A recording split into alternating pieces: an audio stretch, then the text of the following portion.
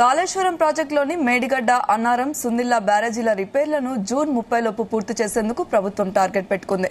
ఇందులో భాగంగా ఇరిగేషన్ అధికారులు కసరత్తు ముమ్మరం చేశారు. వరదలు వచ్చేలోపు పనులు చేయాలని సర్కార్ ఆదేశించింది. అందుకు నిర్మాణ సంస్థ L&T కూడా ఓకే చెప్పినట్లు సమాచారం. ప్రస్తుతం బ్యారేజీ మరింత డ్యామేజ్ కాకుండా ఉండాలంటే రాప్ట్ పిల్లర్ల కింద గ్యాప్ ని పీల్చేయడమే అత్యంత ప్రాధాన్యమైన పని అని స్పష్టం చేస్తున్నారు. ఆ తర్వాత కొట్టుకుపోయిన ప్రదేశాలు, దెబ్బతిన్న ప్రాంతాల్లో పీట్స్ ని రీప్లేస్ చేస్తారు.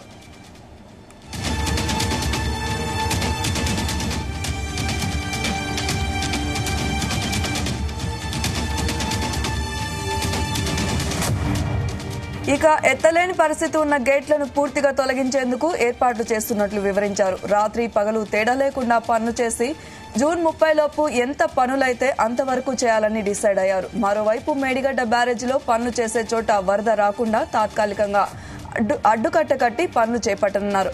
మరోవైపు బ్యారేజీల రిపేర్లను చేపట్టేందుకు నిర్మాణ సంస్థ L&T బేషరతుగా ఒప్పుకున్నట్టు తెలిసిందే.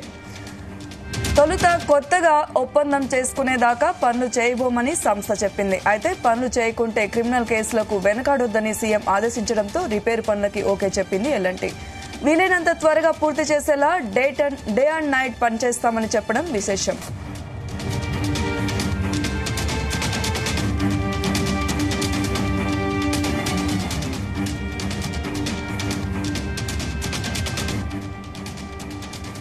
మరోవైపు బ్యారేజీలను పరిశీలించిన central water and power research station నిపుణులు బ్యారేజీలకు జరిగిన డ్యామేజ్ తీవ్రంగా ఉందని అధికారులతో చెప్పినట్టు తెలిసింది. ఈ నేపథ్యంలోనే ప్రాధాన్యత క్రమంలో వీలైనంత త్వరగా 3 బ్యారేజీల వద్ద తమ పనులను ప్రారంభిస్తామని హామీ ఇచ్చినట్లు సమాచారం. సోమవారం నుంచి ఆయా బ్యారేజీల వద్ద సంస్థ నిపుణులు ఇన్వెస్టిగేషన్స్ ప్రారంభిస్తారని తెలుస్తోంది. ఇటు రిపేర్ల పనులు జరుగుతుండగానే టెస్టులు కూడా చేసేలా ఏర్పాట్లు చేస్తున్నారు.